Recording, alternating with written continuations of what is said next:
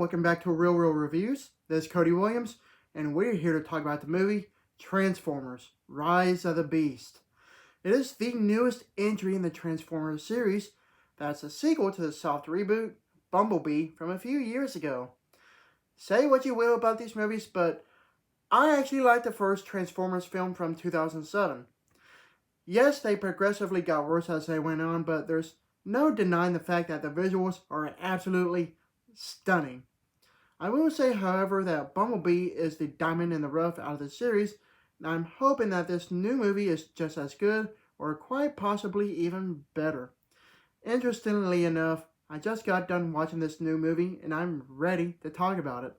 The movie story follows Noah, a sharp young guy from Brooklyn, and Elena, an ambitious, talented artifact researcher, who are both swept into the conflict as Optimus Prime and the Autobots face a terrifying new nemesis bent on their destruction named Scourge.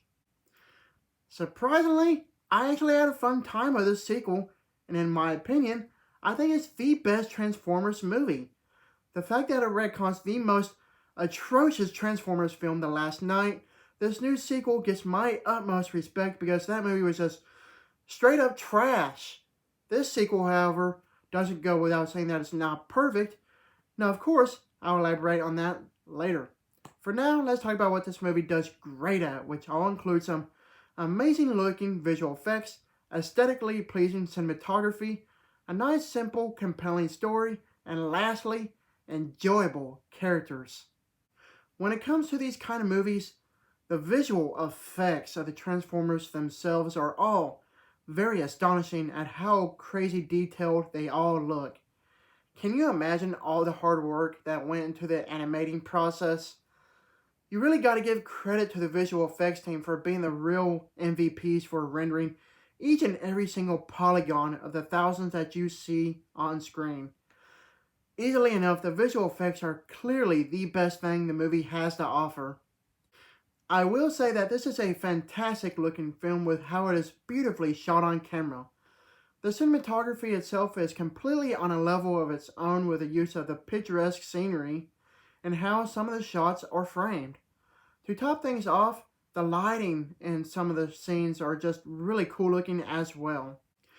As for the story itself, I really enjoy the simplicity of it. It's straightforward and easy to understand when being compared to the later lackluster Bayformer movies that try to take themselves way too serious. This is why I really appreciate the direction from Stephen Caple Jr.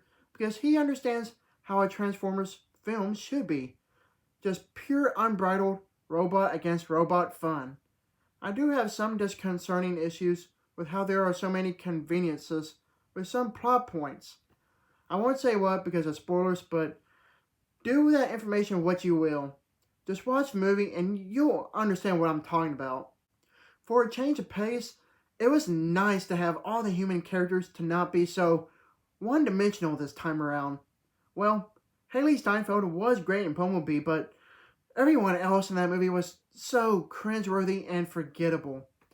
In this new movie, however, I really enjoyed Broadway star Anthony Ramos as a main lead protagonist.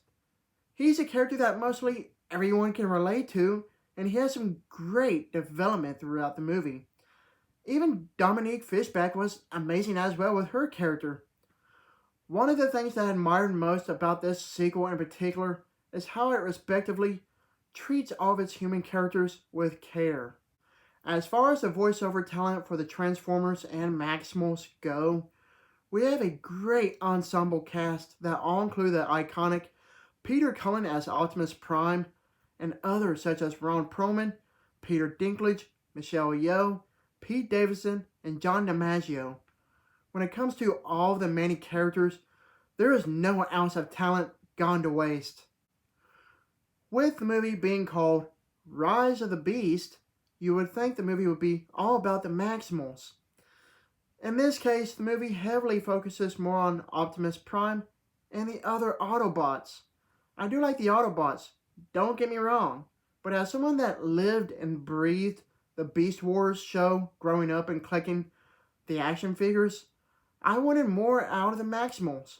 By definition's sake, we should have gotten more out of them. However, I am still grateful that we did get this awesome movie. Overall, Transformers Rise of the Beast is an unapologetically good time that will subvert expectations for many as it strays away from the not-so-good, raucous Bayformer movies. Aside from the film's imperfections, this sequel is a welcomed addition that revitalizes some sense of hope for the ongoing series. As good as this movie may be, there's still plenty of room for improvement. I give this movie a B+. Thank you for watching, and don't forget to like and subscribe to my channel. Keep up my real reviews.